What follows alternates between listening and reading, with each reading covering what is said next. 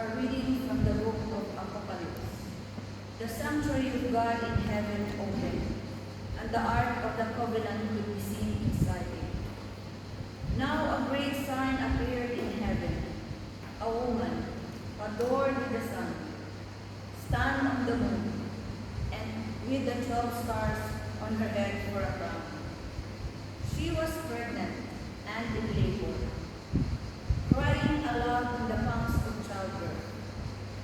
Then a second sign appeared in the sky, a huge red dragon, which had 7 heads and 10 horns, and each of the 7 heads crowned with a coronet.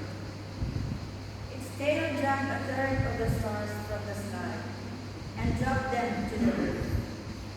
And the dragon stopped in front of a woman as she was having the child, so that he could eat it as soon as it was born from its mother. The woman brought a male child into the world, the son who was to rule all the nations with iron scepter. And the child was taken straight up to God and to his throne. While the woman escaped into the desert, where God had made a place of safety ready.